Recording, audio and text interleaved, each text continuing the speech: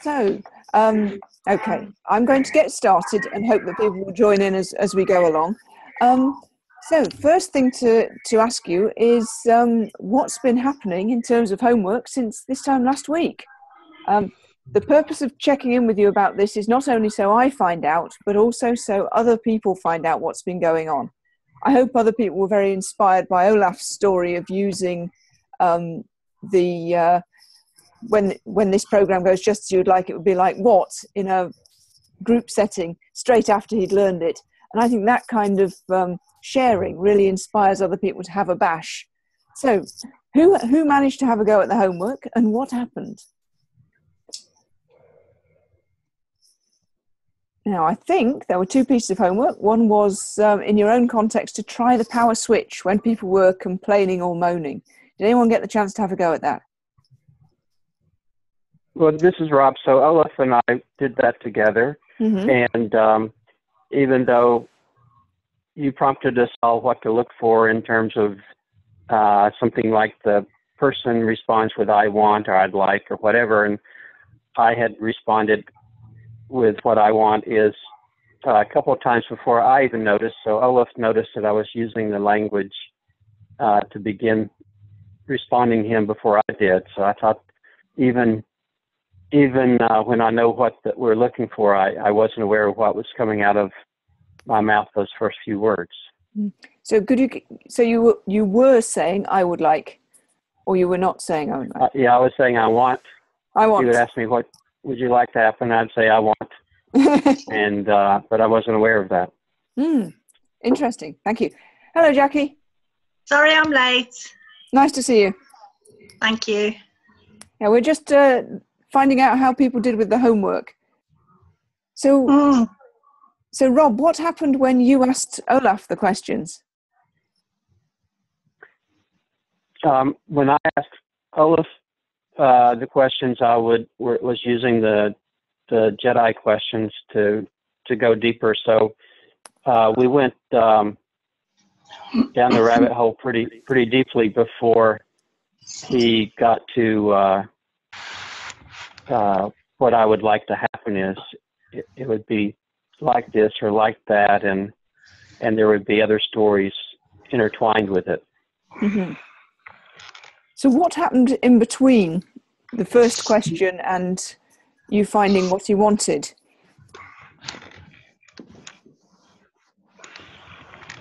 Well, there was just an elaboration of the story. There's more details and more metaphors and more analogies. Lovely, thank you. And he would talk about what he didn't want. He was talking about what he didn't want. Right. So what happened when he talked about what he didn't want and you asked him the power switch question?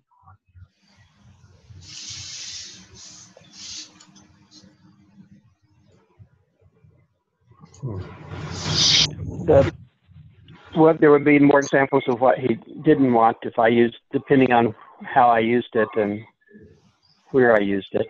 And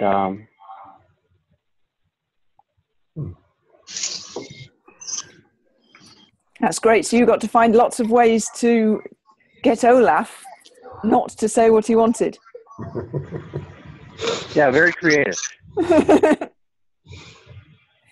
It's interesting because it's an example of, it's not always the case that when you ask that question, you get, someone says, oh yes, what I want is this. You often get a lot of things that you don't want before you get to the things that they do want. So who had another experience? John, sorry, Jackie. Sorry. I had some interesting stuff going on. I was partnered up with John, and when I asked the question, initially John gave me a very logical answer, and I was finding it difficult to pick up on metaphors, but we had a go, and then I kind of talked to John about that, and then we had another go, and then it was metaphor rich. So that was the first thing. The second thing was, so he gave me this fantastic, is it okay if I relate what you said, John? Is that all right? Or would you prefer it if I didn't? If memory serves me well, yes. So John was talking about the problem was it was up here on the ceiling. It was like a spider's web. It was like a string, and he wanted. It was tied up with a cup hook, if I remember rightly. And so we kind of explored that. And when I did the power switch question and the what would you want to have happen, then he was talking about I want to be able to cut it off and put it in the trash, which was fantastic. And it meant something to John.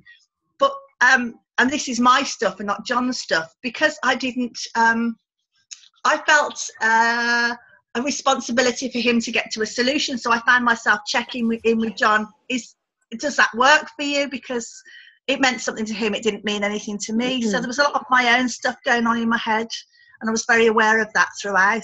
But John said he got something from that.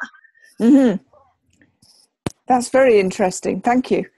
And what I noticed from that is that we're not at this stage really working as coaches or change agents using these questions. These are just quick exercises to get you into the feel of it all. And yet still that desire to get in there and sort it all out wells up, doesn't it? Yes. I did feel quite a lot of internal pressure for John to have a meaningful experience, but that's for John and not for me, and I must keep reminding myself of that. So when you feel internal, sorry, go on.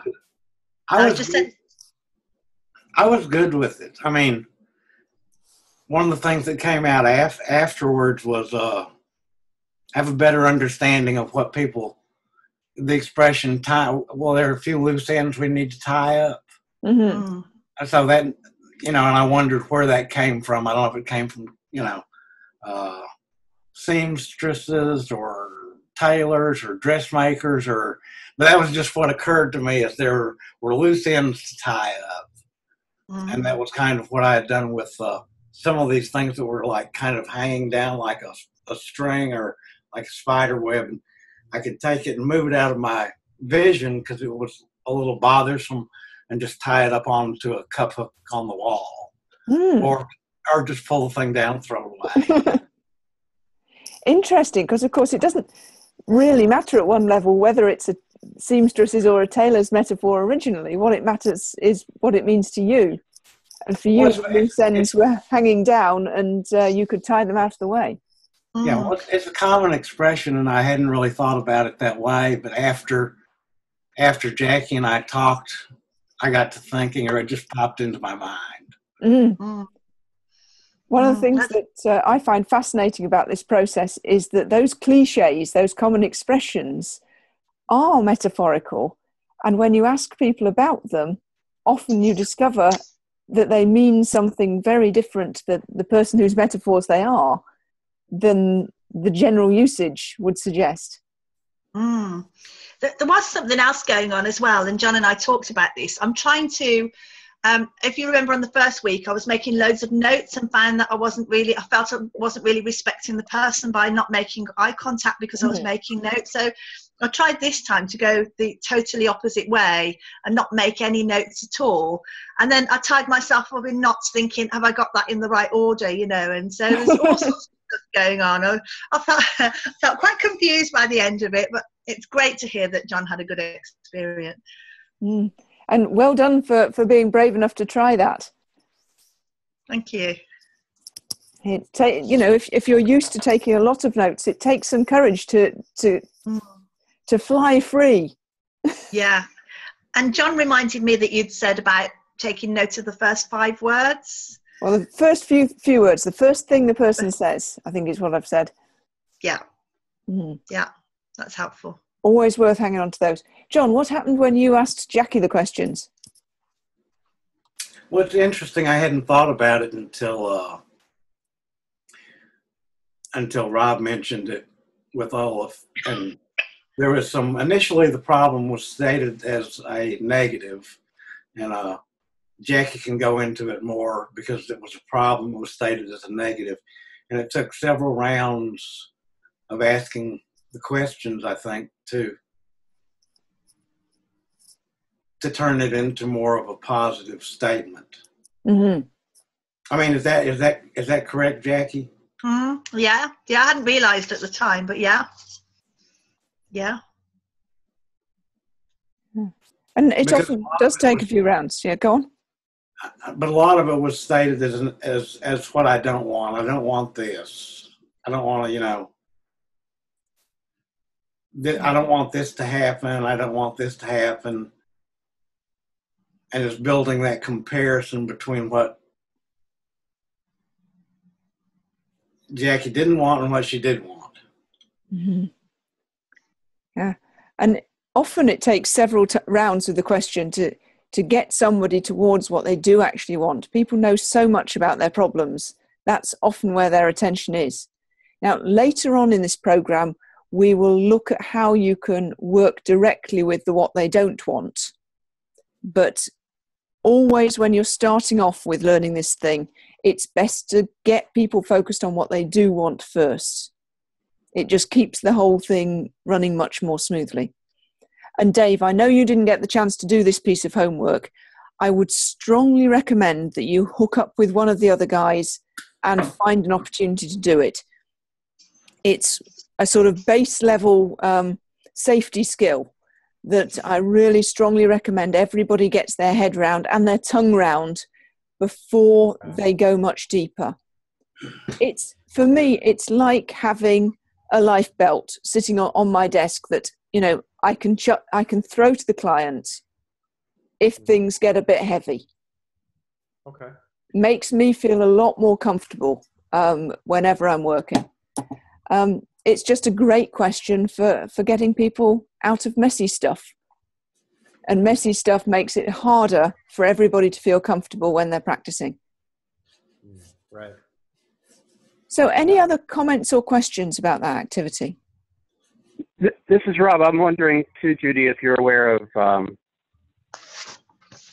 studies or research that actually supports our intuition that if we focus on the solution and what we want more, that we're more likely to get it. Yeah, the book I tend to recommend on the topic is called Switch by Chip and Dan Heath. I'll just write it in the chat window.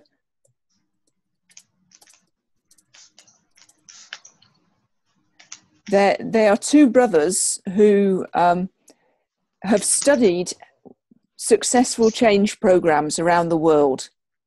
They're not themselves academic researchers, I don't think, but they are authors, and they gathered together a lot of case studies, but then they support it with the academic research that people can look up later. So Switch is a really nice resource for that kind of thing. I use it to support a number of the arguments I make around this kind of stuff. But basically, it's How to Change Things When Change is Hard is the subtitle. And they look at things like, well, how do you guide both the rational mind and the unconscious mind? What are the pieces that fit into both those, into each of those categories and both?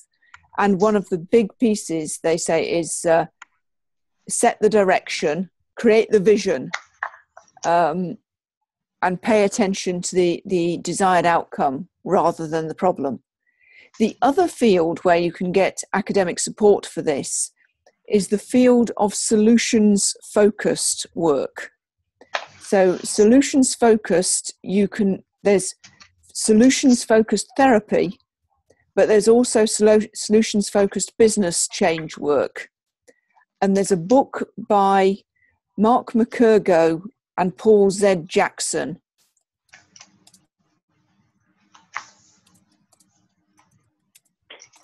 Just writing in the chat window.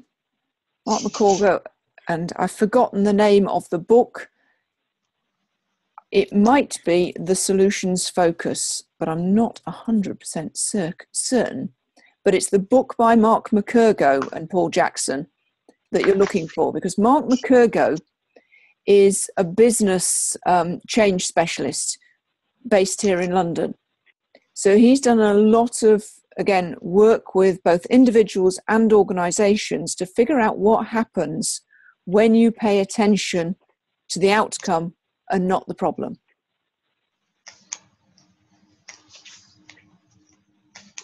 So, as is my usual habit, those are two books which each of them will give you the heavy academic references if you want to look them up. Thank you. Any other questions or comments about the homework? Did anyone try using the question apart from in their practice pair? No. What was the question again? So the power switch question, and when problem, what would you like to have happen? Did you manage to practice using it outside of the formal practice with your partner? I did that in a couple instances, and it was it was good. I think one of the nice things about that, at least for this person, was that there was an expectation sort of built into the question that something might happen that would just clear everything up, like, magic. And usually I think that one of the discoveries that this person made was there was more choices there than her totally, being responsible. It opened up more choices for her. That's nice. Interesting, because this question, compared with the NLP question, what do you want, does have that more choices effect, doesn't it? Mm. Who knows? But, so again, I strongly recommend you try it out with as many strangers as you can who are complaining to you, and just see what happens when you ask just one question and just notice what happens to their attention. Yeah. So, shall we move on to today's stuff? I'm going to assume that Olaf's not going to be able to join us. I actually know that Geronimo is on his way to Berlin, so I assume that they're going to end up meeting up, because I know they're friends and I know that Olaf is in Berlin, but I don't know whether they're going to meet, but I'm going to guess they are. So today's topic, what I want to move on to, last time we were talking about how to direct attention and what happened to emotions when you direct attention. Today, I want to move on to continue to talk about emotions, but also to talk about feelings and how the body thinks. Now, this is one of my pet subjects, as some of you might already know. So do stop me and pull me back to the topic if you think I'm drifting off and going off on one about how the body thinks. But I do think it's highly relevant to how you guys are going to be using metaphor going forward in your various contexts where you're working with change. Now, John, I know it may also be highly relevant to you because you've already done some work with Andy Austin's Metaphors of Movement stuff, haven't you? Right, yes. Yeah. And I think this is one of the places where Andy's stuff and what I talk about cross over and come into the same kind of space. Though Andy and I disagree on many things, we agree on many things. So I don't know huge amounts about his stuff. I see the stuff I see casually on Facebook and so on. I haven't done his courses. So maybe if there's interesting crossovers and correspondences that you notice, maybe you'd like to share them with the group. Particularly where you think, oh, hang on a moment, why is she saying that when Andy says the complete opposite? It might well be a place where we learn lots of interesting stuff as a group. If there's something that, I'll do that if there's something that, I mean, I don't know Andy's stuff like Andy. Because you're talking about going from very small details, which can contain a lot of information, and building out from that. Mm-hmm. Right. So, and he developed it. I mean, you know. But if there's something I think I can share that will be helpful, I will. Thank you. Yeah, there's so many crossover. Yeah, Andy developed his stuff having come from similar roots to the roots that David Grove had. So David had experience of NLP, he'd had experience of provocative therapy, and he'd had experience of formal psychotherapy, as has Andy. But Andy's doing his work. Andy has also had experience of David Grove's work and of Clean, and of course he's doing his stuff, 30 years later. So there are interesting similarities and interesting differences. Let's crack on, shall we, into some clean and metaphor stuff. Now, before we get into the clean bit, what I want to share with you is some metaphor stuff from another friend who's also had experience of NLP, Clean, and psychotherapy. And again, and indeed provocative therapy while I think about it. James Tripp. Now, some of you are already familiar with James Tripp's work. He loves Clean. He thinks it's the best thing since sliced bread, and shares it a lot. But the piece I want to share with you of James's work isn't technically clean language, but I find it really, really useful to help people to understand why the body is really important when it comes to working on change. And this thing is called the head, heart, and gut technique. Now, let me get the screen up in front of me. So basically, all it consists of is 3 questions. What does your head know about that? What does your heart know about that? And what does your gut know about that? And sometimes in between these questions, James, and indeed people who use this technique, ask the 2 lazy Jedi questions. What kind of X is that X? And is there anything else about X? Now, James uses this technique in the midst of a change process with an individual coaching client. And I often do that too. I think it can be really handy to help a client get in touch with what's going on in their body, what they're feeling, both in terms of their physical feelings and in terms of their emotions. Either later on in this call or more likely next week, we'll look at a cleaner way of doing a similar thing. But this is quick and easy. It just works. So in a moment, what I'm going to invite you each to do is to think about something that you've been thinking about recently and that you're willing to share with the group. So a small thing, not the world's most important thing, will be fine to work with. It doesn't need to be the biggest change you've ever thought about, but just some kind of thing that's been going on for you in the last couple of days that you've been thinking about that we can use as an individual example. So we'll come back to that in just a moment.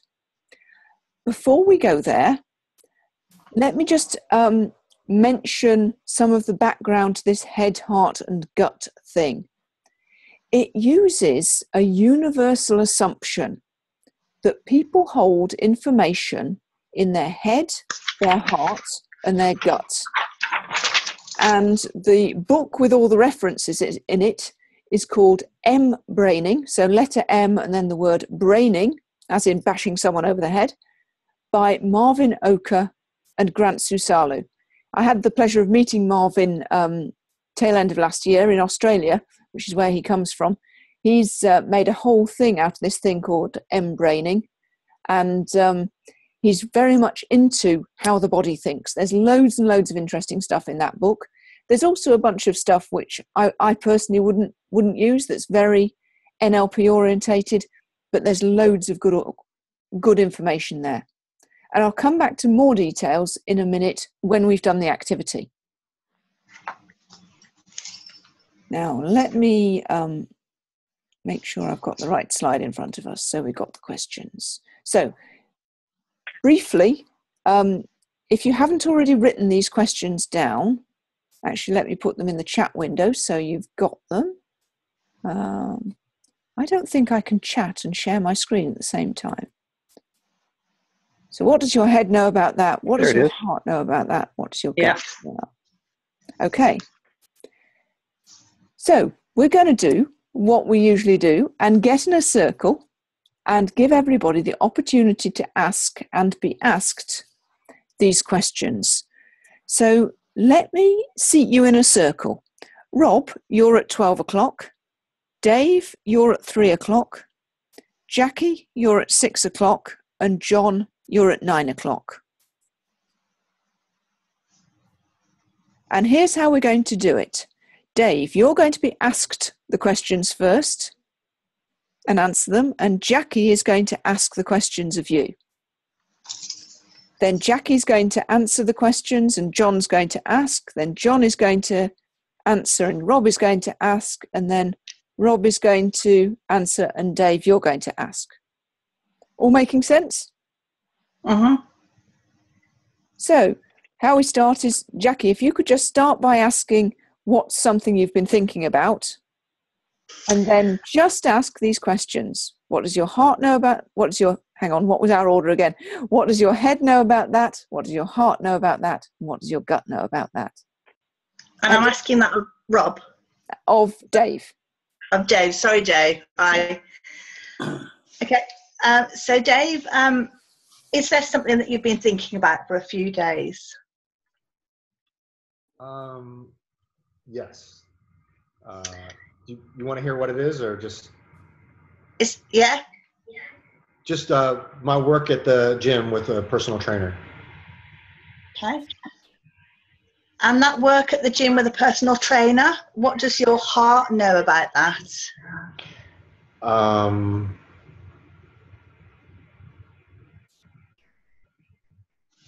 What does my heart know about that? That I'm excited and scared about it at the same time. Okay. And what does your head know about that?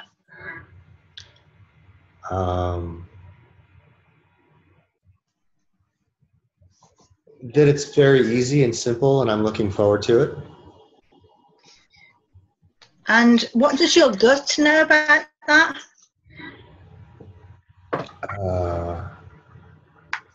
That it's good and it feels dangerous at the same time.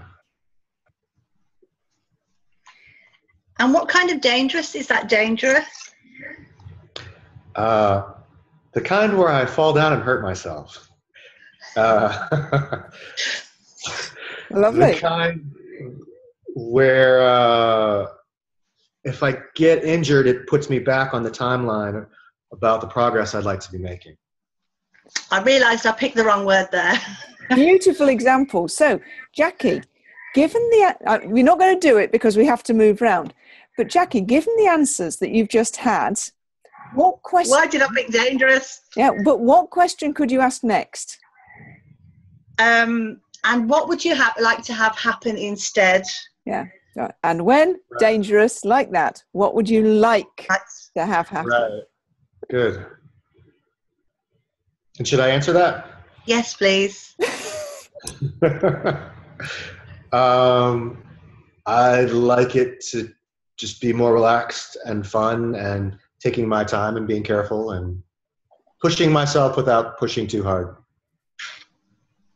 Lovely. Thank you. A beautiful example. Thank you very much for demonstrating that. Thank you. Now, can I just pick up on one other little beautiful example you gave during that demonstration, Jackie? The question you asked at the beginning was the wrong way round. Well, you asked, is there something you've been thinking about? Rather than, what's something you've been thinking about? Okay. Now, what happened was, shall I answer that? Because what do you notice about the difference between those two questions?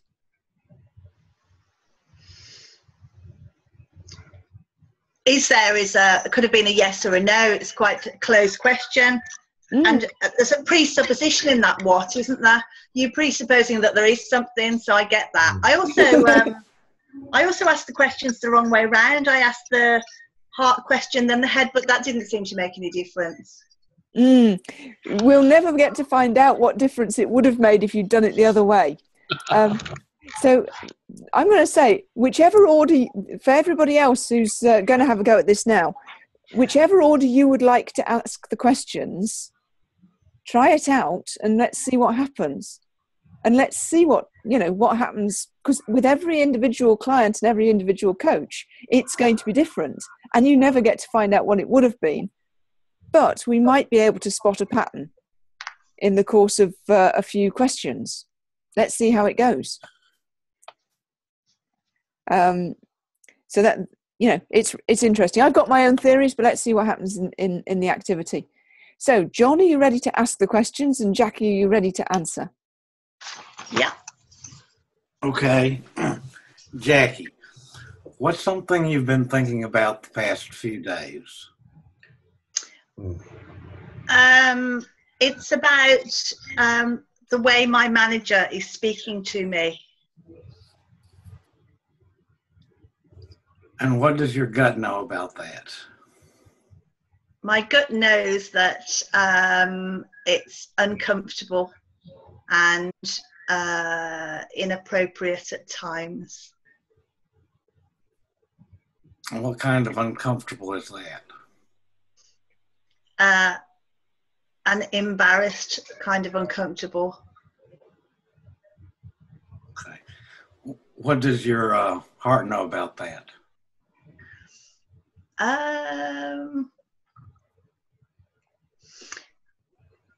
My heart knows that I'm trying really hard to maintain a really positive relationship with this person, but that despite my best efforts, it's not working at her end all the time.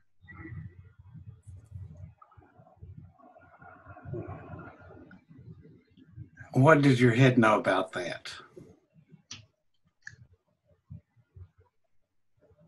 I know how to have conversations to express my discomfort and what I'd like to happen differently. But I don't know how to handle her reactions when I do that.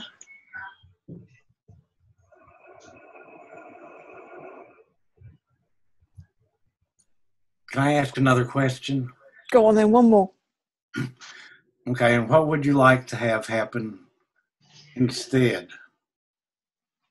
I'd like to have I'd like to feel that I could have really open, honest conversations with her that would be received both ways with really good intention, and to feel good about being able to be that open with her and not feel afraid of being that open with her. Thank you very much. Nicely done. Thank you. So, John, are you ready to be asked? And Rob, are you ready to ask the questions? Yes. John, what's something you've been thinking about for the last few days?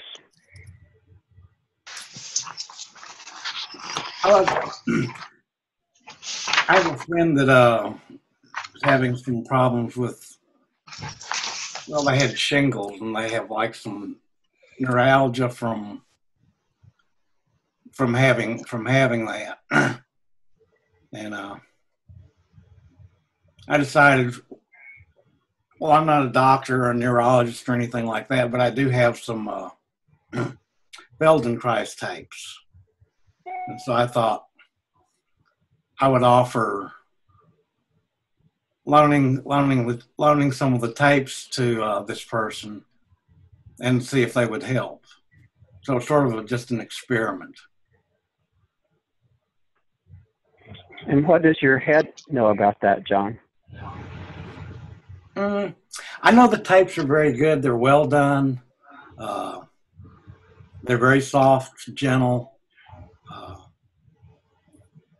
It's not like exercise or stretching or anything like that. It's more of awareness through movement and noticing your body. And what does your heart know about that? Well, my heart knows that they can be helpful. They were helpful to me years ago, and so I hope they'll be helpful to this person. What does your gut know about that?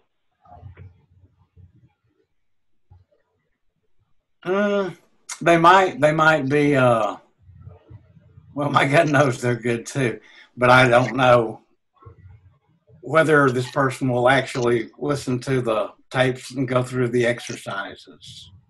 But that's out of my control. But it's something that I wanted to offer, and I hope that that they'll use the information and it will help them. And what kind of help is that help them? Well, it's certainly something that they would not know about. They wouldn't have access to it if I didn't offer it. And is there anything else about offer it?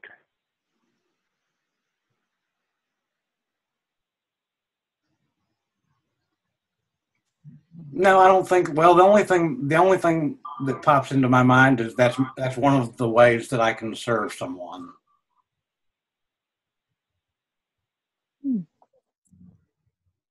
Thank you, John. Well done. Nicely done. Thank you very much indeed. And Rob, are you ready to be asked? And Dave, are you ready to ask the questions? Yes. Off Yes. you go. Okay, Rob.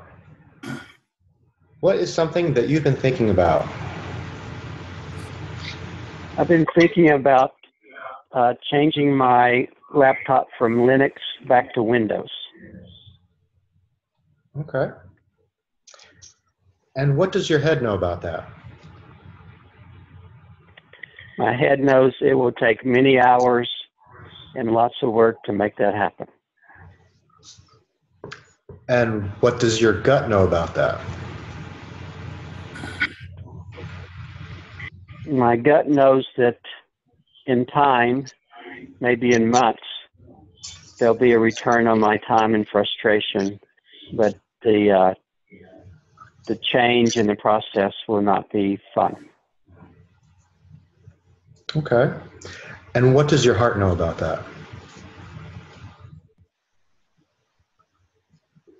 My heart knows I'll do it. It's just a matter of when.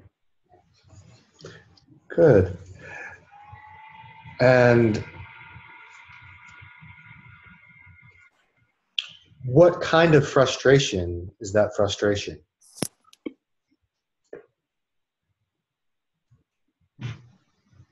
That frustration is being frustrated about the time and energy that's required to make the change. Okay. Is there anything else about that change? I'm not sure that I have all the information or expertise I need to make that change go as effectively as I would like. Okay. Mm-hmm. Lovely. Well done, everybody. So, what did you notice about that process?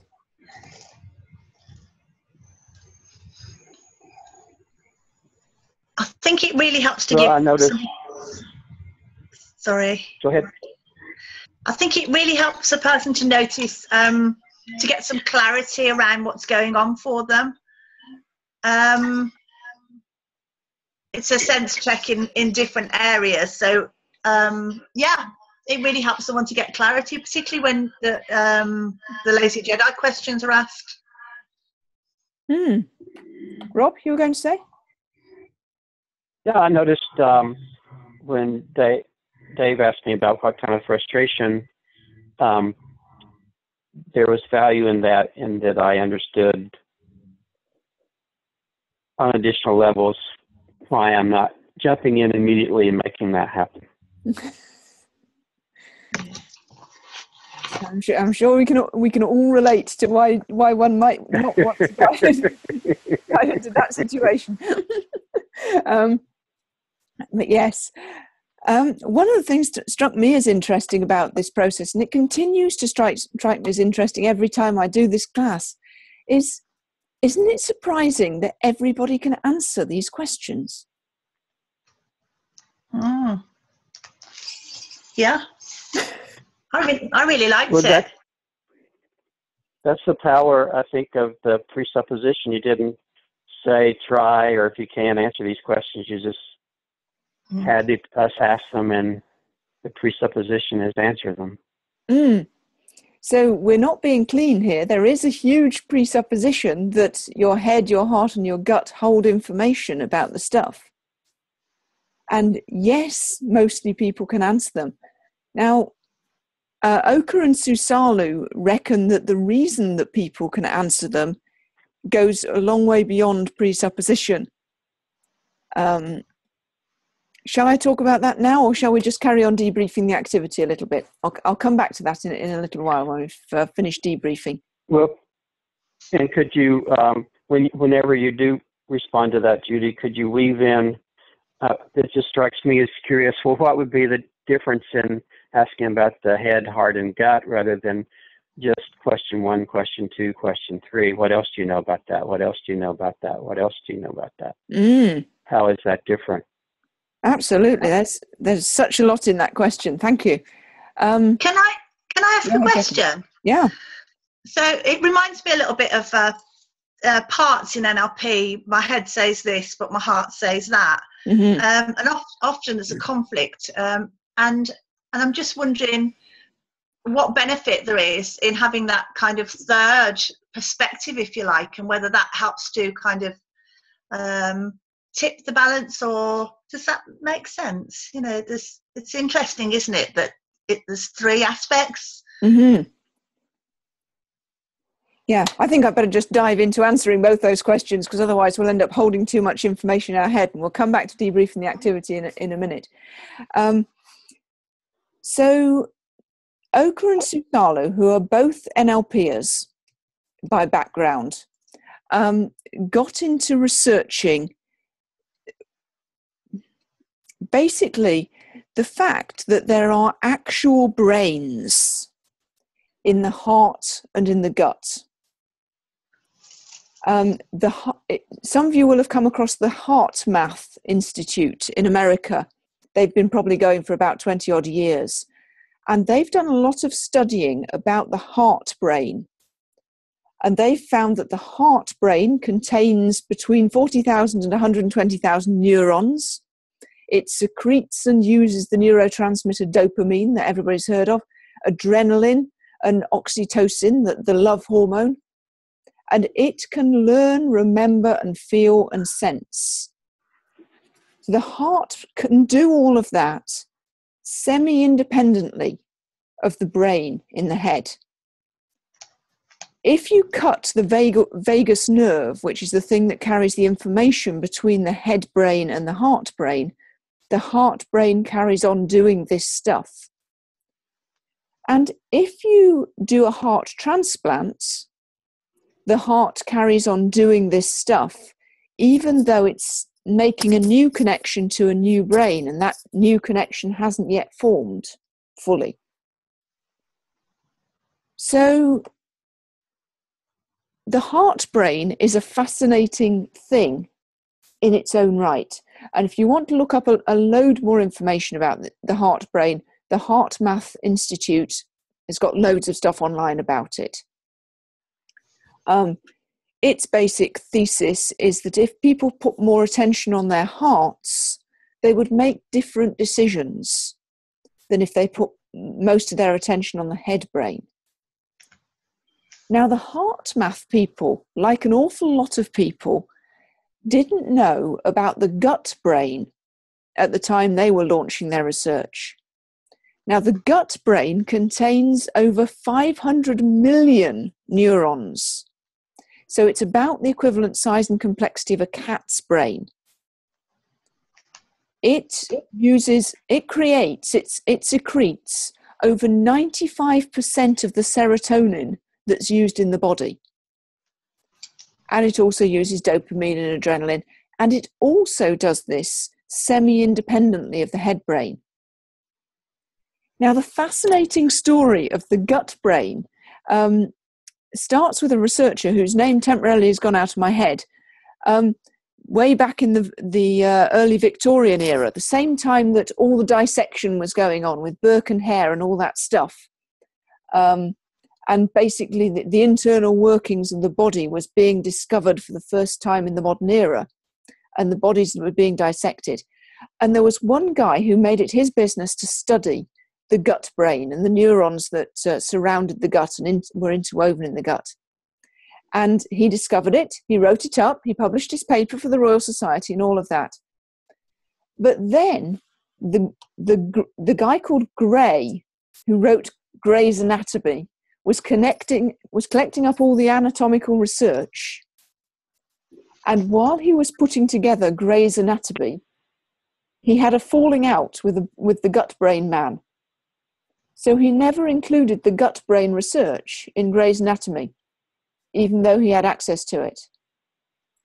So the knowledge of the fact we have a brain in our gut was pretty much lost between the 1800s and about the 1980s. And over the last 30 years, people have been doing research into the gut brain and have been rediscovering this powerful source of knowledge and information and everything else that's in and around our guts. But basically, going back to the turn of the previous century, people just didn't know about it. They'd forgotten about it. Nowadays, people are understanding a whole lot more about how what goes on in the gut affects things like emotions, mood, feelings of all kinds. It turns out that what happens to the bacteria in your gut can have a profound effect on, for example, the anxiety and depression that people feel. So there's a whole load of mental stuff that goes on in the gut area. And you can read a lot more about this in the M-Braining book if you're interested. And again, there's loads more information about it online. Just a quick Google about the gut brain, and you'll be kept amused for an entire weekend if it's raining. But that's the basic thesis for why James came up with the idea of asking about the head, the heart, and the gut, and why it's suggested that there's a whole lot more to this than just the presupposition. Now, it's also possible, and I have to stay open to the possibility, that it's just a powerful cultural meme, that we're just so used to thinking in terms of head, heart, and gut that we're making it all up. But Oka and Susalu certainly argue quite powerfully that this same idea of head, heart, and gut can be observed in very many languages from around the world, with very similar patterns of the kind of information you would expect to find in the heart and in the gut and in the head. So just on a purely general level, what kind of information would you expect to find in the head? Logic, facts. Logic, facts, highly rational stuff. What would you expect to find in the heart? Feelings. Feelings. And what would you expect to find in the gut? It's more instinctive, more intuitive, more visceral. Is that the right word? More visceral is a very powerful word, I think, for it. And if you look back at the kind of answers that everybody gave in that activity, I think pretty much everybody, when they were talking about the gut, talked about feelings of things like comfort and discomfort. Those kind of quite raw feelings, whereas heart feelings included things like hope and frustration. So there's slight different qualities in terms of the different kinds of feelings you get from heart and gut. Yeah. But again, I'm prepared to be wrong on that. My research is not conclusive, and I've only got the Okra and Susalu book to go on about this. But my sense is that it's probably true of most people, at least in Western culture. So, to answer the two direct questions, what's the benefit of having a third perspective? So, rather than just head and heart, why would you want to include the gut as well? Jackie, you asked the question. Given what I've said already, how would you answer your own question now?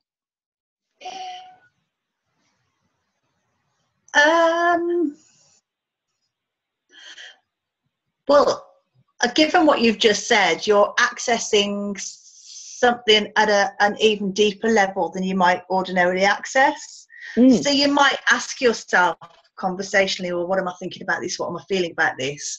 But I don't think you'd ask yourself, for example, well, what's my gut saying? That's quite an unusual thing. But the quality of the response, as you say, was quite dramatic, really. So it helps you to access some better quality.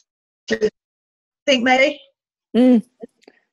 So a different quality of information and a deeper quality of information. Yes.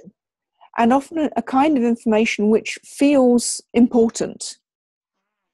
Now, we don't know whether it is important, but it has a tendency to feel that way. So it's probably worth knowing about it.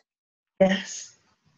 And that's aside from the fact that when you've only got two parts arguing, you've got potentially a head-on collision in metaphor land.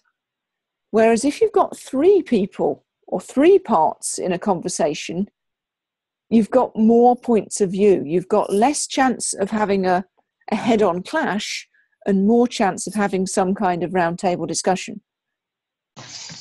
I'm actually really excited about this. I really love it. Any other thoughts about why it might be useful to have the three points of view before we go back to Rob's question? Well, this is Rob, so I'd speculate that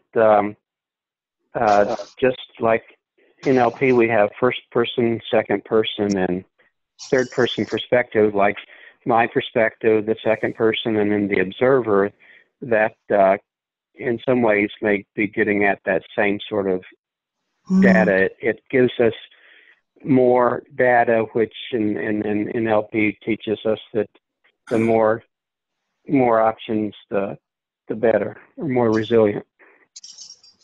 Yeah, and having more options, more information on the table will give you a richer array of stuff.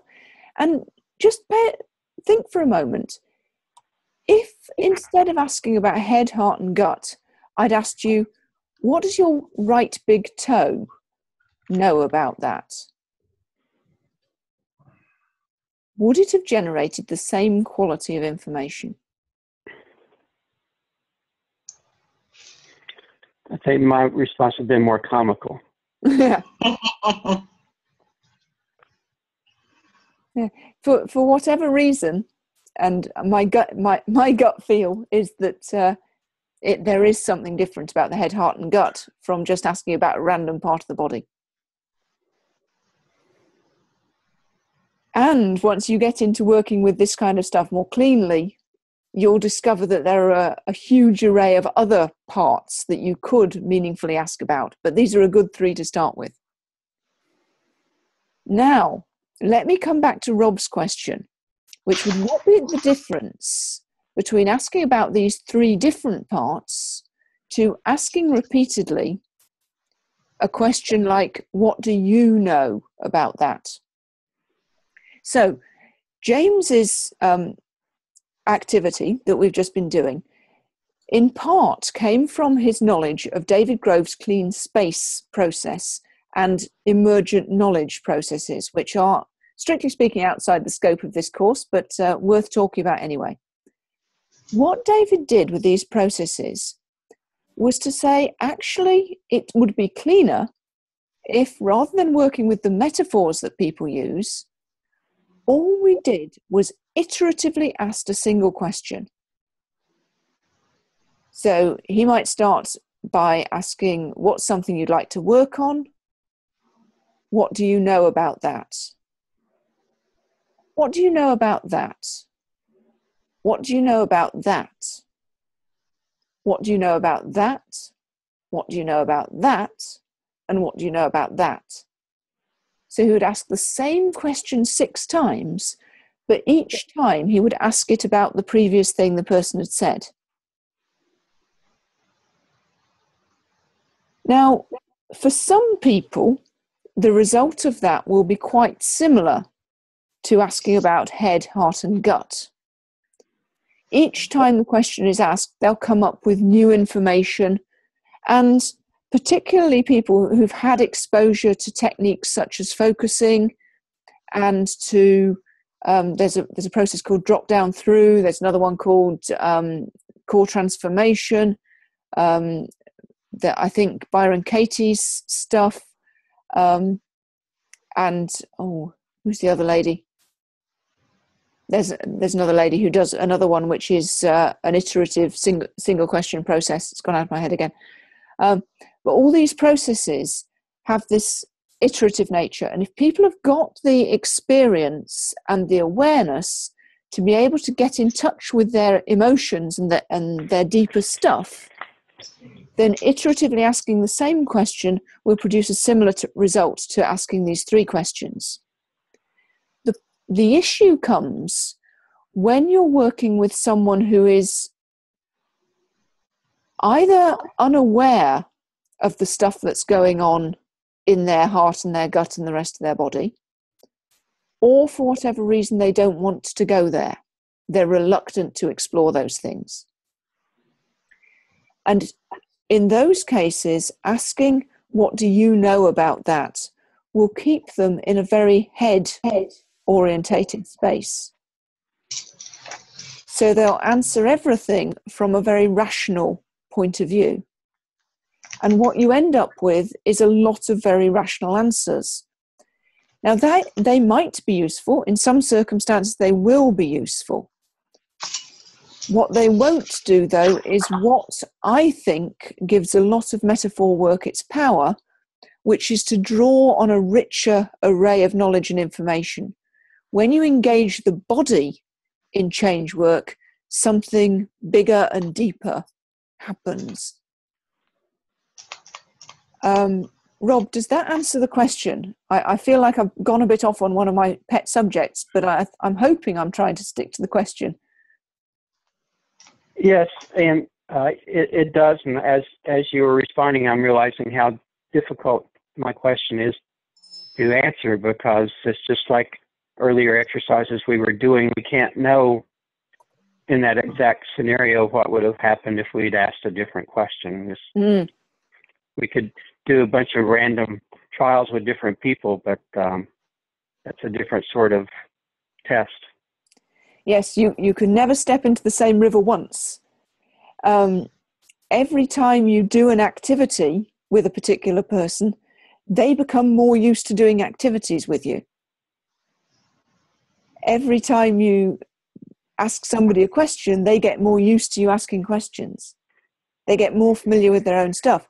So you can't do repeated random trials. It just doesn't work like that. But over time, you get a sense of how this stuff is working. And there is another piece of information which we can use to support what I've just been saying, which is just how many different schools of change work, particularly nowadays, focus on the body as an important repository of information, particularly relating to emotion. If you look at focusing, which is one of the ones I mentioned a second ago, which was created by a guy called Eugene Gendlin in America, probably again in the 80s, about the same time that David Grove was working. It's all about paying attention to what's going on in the body and resolving stuff in the body to help people to change. A lot of you guys will have had exposure to EFT or TFT, tapping therapies.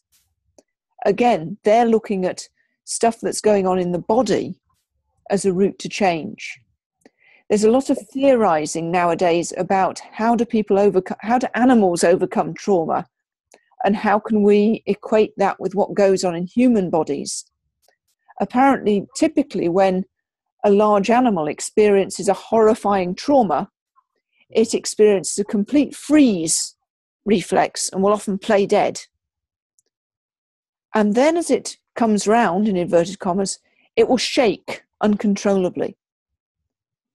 And that shaking reflex is believed to be the way animal bodies deal with trauma. They literally shake it off. And that's why they don't get frozen in their reactions. Humans, on the other hand, and this ties in with David Grove's theories about how his stuff works, humans sort of get stuck in the freeze moment. David Grove used to theorize that what his work was doing was helping people to unfreeze from the moment of trauma and step forward through the trauma and back into their whole selves in the real world now. He used to say that people would leave a part of themselves behind at the moment of trauma, and that what he was doing was helping people to reconnect with that part. And gradually, as his work continued, he got more and more interested in how the body was engaged in the change.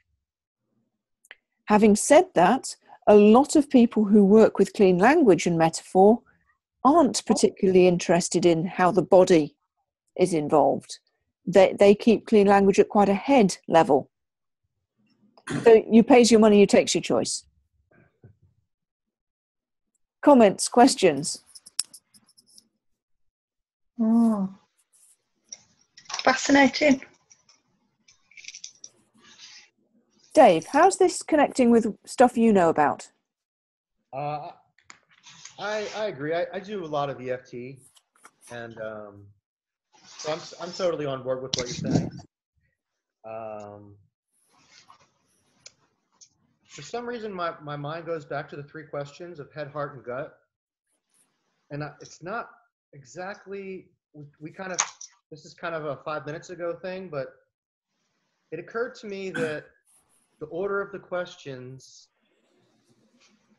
like especially for men, if you ask the heart question first, we'll shut them down because men aren't allowed to have feelings, or it's weird if they do. So you can sneak it in if it's the second or the third question, and then you'll get. I asked it of you that way round. And I do a lot of work with helping people get in touch with their feelings. So I kind of like, even I froze up a little bit, and I'm like, okay, I'll answer the question. But there's a freeze reflex. I think it's not just, or if you're in a culture where you're supposed to be, like if you're an engineer or something, if you're supposed to be in an environment where you're supposed to be very mental. But with the body stuff, I absolutely agree with you that my work has found that there's a lot of information in the body, and in some ways it's trance-inducing if someone's very mental to refocus them on something that's out of their normal awareness, to bring them a question about their feelings, their body, I find just asking someone about to notice the feel of their feet in their shoes, if they're not an athletic person, that'll take them right into an altered space. So less so if they're used to working with their emotions or their body. If they're an athlete or a dancer or an actor or a performer. But if they're not, then it's kind of trancy, and it opens you up to a lot of new information. I remember practicing hypnotic scripts, and they all go and as you notice the feeling of your feet on the floor and your bottom on the chair and your back against the chair back. I wonder if you've already begun to, and all that kind of stuff. It is very trancy, and I think you're absolutely right about the order of the questions. I think the idea, particularly for men, particularly in highly rational environments, to go in straight in on what does your heart know is a challenge. It's threatening for men. Yeah, sorry. No, it's okay. It was fun. And I don't know whether it's generally true. Well, I'm going to guess that an awful lot of women would find it really quite ordinary to ask, what does your heart say about that? Yeah. And actually, I think both sexes are probably reasonably used to being asked, what's your gut feeling on that? Mm-hmm. But that does have the presupposition of a feeling, but the similar question. Yeah. All right. John, what did you notice about all of this, and how is it relating to stuff you know about? For me, it was like when I answered the questions, it didn't seem like there was that much difference in my answers, but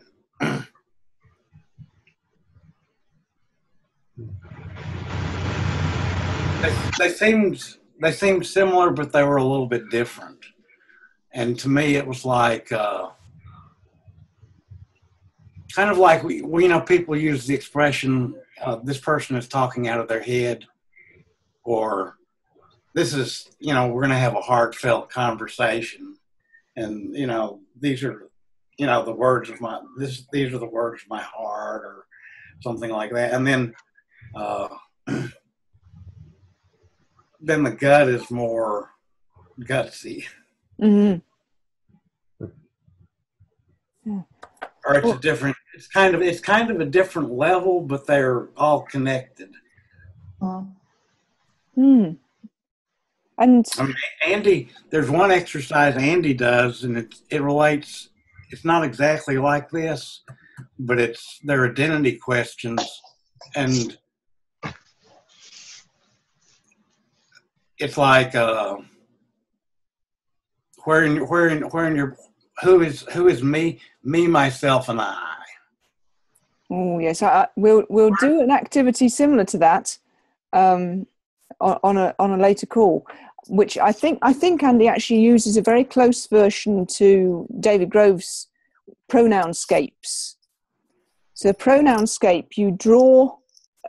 I'll just tell you about it. We won't bother doing it. You draw a figure on a piece of paper, and then the questions are. Why don't you just do it now? If you've got a piece of paper in front of you, everybody. Yeah.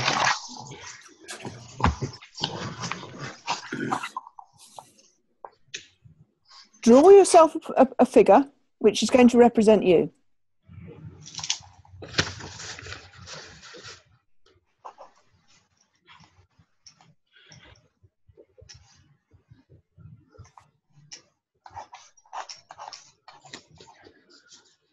Okay, so paying attention to your body for a moment. Whereabouts is your eye? So if you think about yourself as I, whereabouts is your eye? And then draw it on the diagram.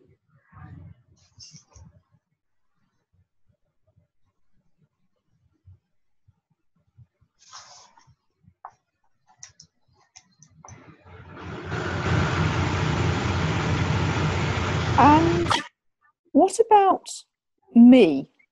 Whereabouts is your me?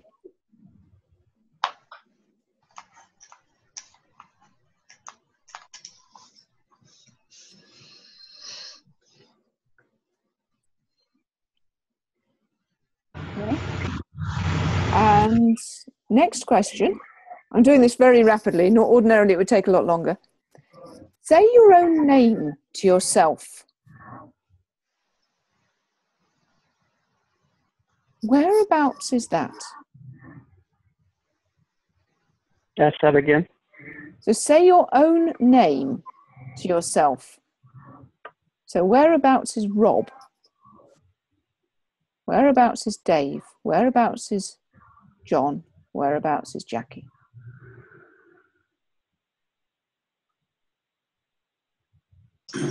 And you. Whereabouts is your you?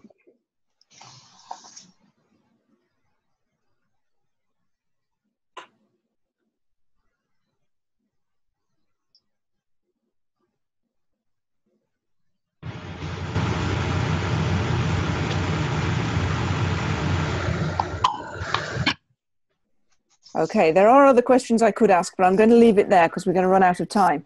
So if you're willing to, hold your picture up to the camera and let's see what we've got.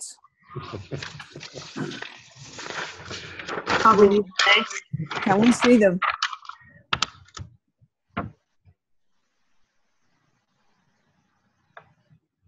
It's too difficult to see. What we'll do is just very quickly ask each of you to describe it. Dave, what have you got on your diagram? Where are your things?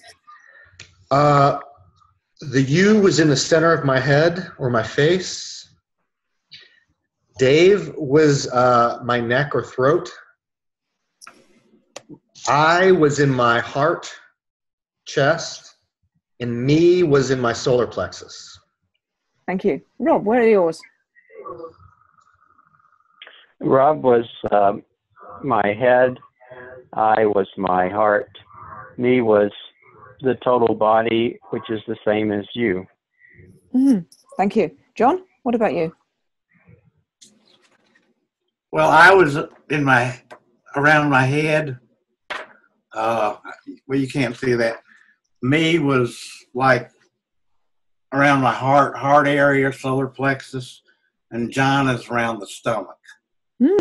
Thank you. And then yeah, go on. you is outside of me. Mm-hmm. You is outside of you. Yes, it's outside of me, not outside. Excellent stuff. And Jackie, where are yours? I was top of my head here. Me was here. Jackie was right across here. And you was coming up through the ground. Lovely. Thank you very much. So, John, was that the activity that you were talking about? Similar. I couldn't resist sharing it because it's such a lovely activity. That's good. And it's interesting to, it's interesting to explore. It's not really something that's outcome based, but it's an awareness. And my idea is I want to be congruent. I want to connect my head, my heart, and my gut. And most people have differences between all these various identities of themselves and between their head, their heart, and their gut. And would it be enlightenment if we were all completely congruent with ourselves in all our various aspects? Is that making us one with everything? It's all a bit deep. That's really interesting. So this last activity, the eyes, the knees, and what have you, again picks up this importance of how people experience their world through their bodies. They have emotion. Everything we do it through our bodies. We're not disembodied brains. We can only have the experience we're having because we have bodies. I know that the makers of Google Glass and such things would love us, the people who make video games would love us to be just disembodied brains. But that's not how it is for us. The experience we're having in terms of the space we're in, the food we eat, the air we breathe, what we drink, profoundly affect us as human beings. And when we're working with bodies, things are much more likely to change than when we're just working with the head. And I can't remember whether I've just said this, but I'm going to say it again anyway, because it bears saying again. One of the primary reasons, in my opinion, that clean language is so effective as a change technique is because it provides a route to accessing and talking about the emotions, the feelings, the general stuff which goes on in a person's body and which they may only have very limited awareness of. If all a coaching process did was to bring someone's awareness to the fact that they experience their emotions in the body, it would be, in my opinion, of powerful value to most people. So next time we meet, we will be talking about how to use clean language to work with metaphor in the body, and some specific techniques for how to do that, and how that will help people to change. But one thing I'd like you to do between now and then is to pay attention to body metaphors.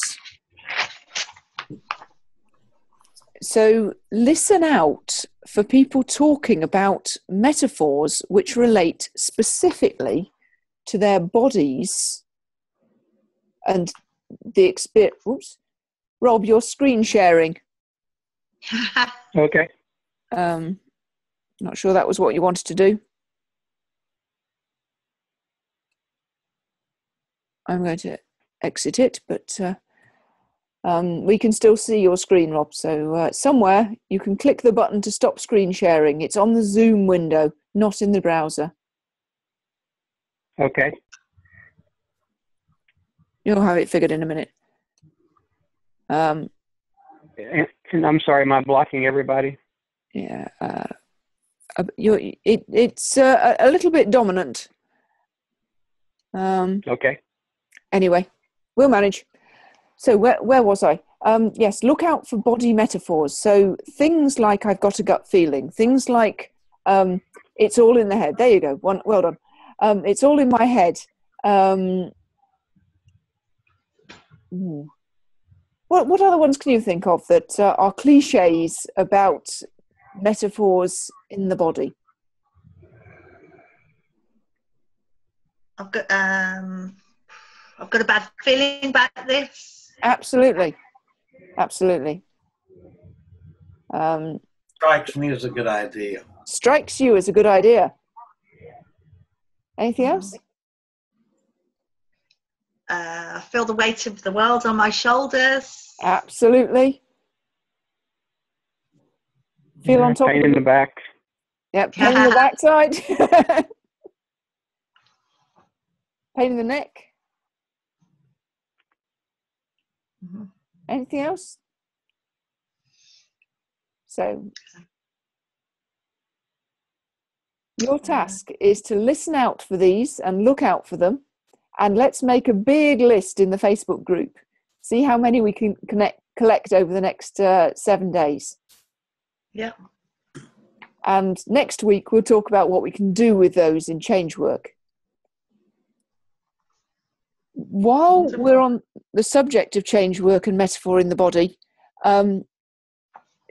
it's worth being aware of the power switch question whenever you are talking about someone's physical metaphor. So just as we did at the beginning of this session when Jackie, you realised you'd taken Dave into somewhere that was uncomfortable, pay attention to what they're doing. Is this comfortable for them? And if not, consider asking that power switch question, depending on the context. Because in this stage of your practice, keeping it light, keeping it fluffy, keeping it happy is going to be the best route to getting more practice. If you piss your friends and relations off by practicing on them and making them uncomfortable, they won't agree to do it again. So that's one piece of homework. The other piece of homework is to practice this head, heart, and gut technique. Now I'm going to add one more question for the purpose of the homework activity. So here's the question sequence. What's something you've been thinking about recently? What does your head know about that? What does your heart know about that? What does your gut know about that? And what difference does knowing all of that make?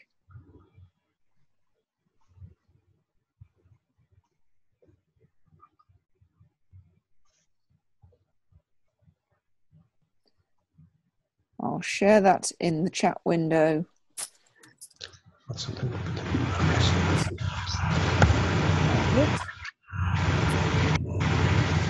Okay, so there's the question sequences in the chat window. I'll also share it in the LinkedIn group, so everybody's got the questions. Now, in a perfect world, I would love you to do this in threes. And I appreciate that might be difficult to organise, but if you possibly can get into a 3 to do this rather than just a 2, it will add to your learning. Now, the great thing about having a third person is that you've got an observer. And when you are being the observer, you're likely to learn even more than when you're being the questioner or the client. Because you get that third perspective. Just as we were talking about a minute ago, that when you've got 2 perspectives, that's relatively limited. When you've got a third perspective, you've got something much richer. So in this situation, if you can have a third person, an observer, not only do they get rich learning for themselves, but they're in a position to share rich learning with the other 2 people. So you take it in turns, somebody asks the question, somebody answers them, somebody observes. Then you make sure you swap round in such a way that everybody gets a turn at everything. If people aren't used to doing activities in threes, that's worth saying, because if you swap 2 roles directly, if you swap questioner and client, you end up having the observer having 2 turns and everything gets confused. So make sure you go round rather than swap directly. And then, when you finish the activity, this is the order in which everybody talks about their experience. First, the client, then the observer, and then the questioner.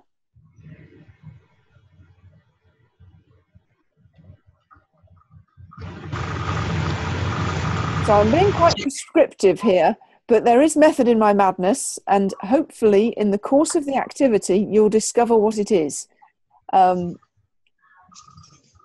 So what I'd like you to do is go with the flow and have the experience of doing this.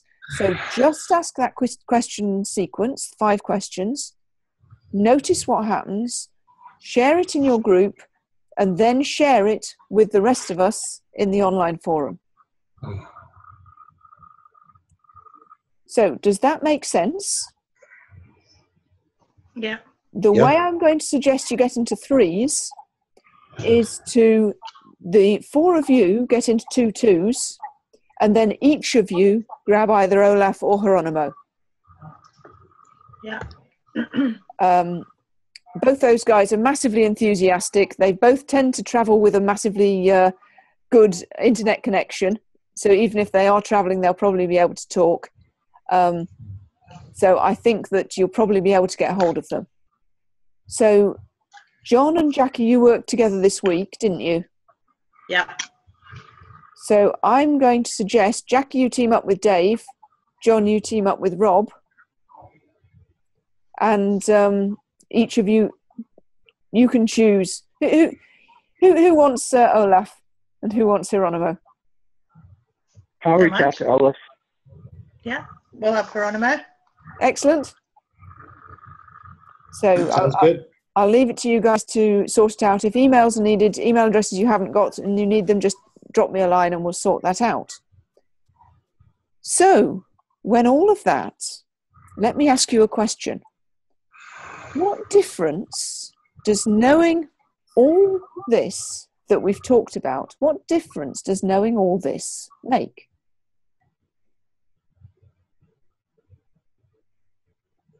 Hmm.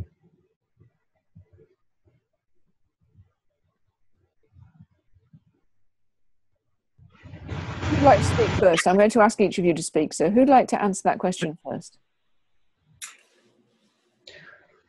Go, Dave.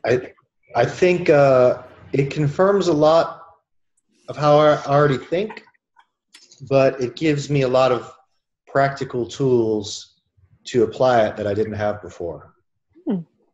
Thank you. John, you were about to speak. What difference does knowing all of this make? I think it creates more openings, more opportunities to ask questions, and exploring. It can open conversations to different levels that normally wouldn't be explored. I mean, it can open doors for people to, to explore areas that other people might not. Mm-hmm. It would never occur to them. Mm-hmm. Thank you. Jackie, what difference does this make? I think, as John was just saying, it's that extra level of insight that you get by asking the 3 questions. And I think that's been a real revelation today for me. Thank you. And Rob, what difference does this make for you? I think it gives me some other questions to ask that helps me to know if a person feels they have a complete picture of something, of themselves or other things. Thank you.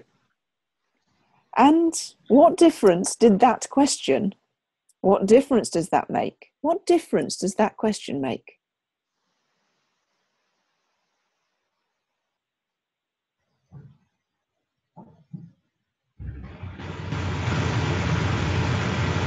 I think before I thought about it, I think the result is it opened me up to dealing with things, understanding that it's not just my brain and my thoughts kind of fighting against the world. There's me in a 3D space, and there's all this information and all these angles for perceiving what's happening creatively. And it just kind of opened me up to seeing that with myself or with a client, I'm not just a person stuck in my head. That's not the only avenue to approach things. For me, it's a presupposition again, presupposing that there is a difference, and then it leads you to describe what that difference is. It's a really clever question. It is. It's got this huge presupposition in the middle of it. And again, it's one of David Grove's questions from Clean Space. So it's not a clean language question, but it's a very, very interesting question. And we'll talk more about it next time when you've had a little bit more experience of it in the activity. Great. And once again, we've run out of time. So we better leave it there. Thank you very much indeed for a fascinating call. I've really enjoyed it tonight, as I always do. But I love, this is, of all the stuff around clean and metaphor, this stuff about the body is absolutely a passion for me. So it's been an absolute joy sharing it tonight. Thank you. So have fun with the homework and with playing with all of this in the coming week. Dave, if you're able to catch up and do last week's homework during this week, that would be great. Geronimo also missed out, so if you're able to team up with Geronimo, that would be great. Good. Do share your experiences in the online forums, and I'll see you same time, same channel next week. Thank you, Judy. I've really enjoyed that. Thank you. Bye. Cheers then. Good night. Good night. Bye.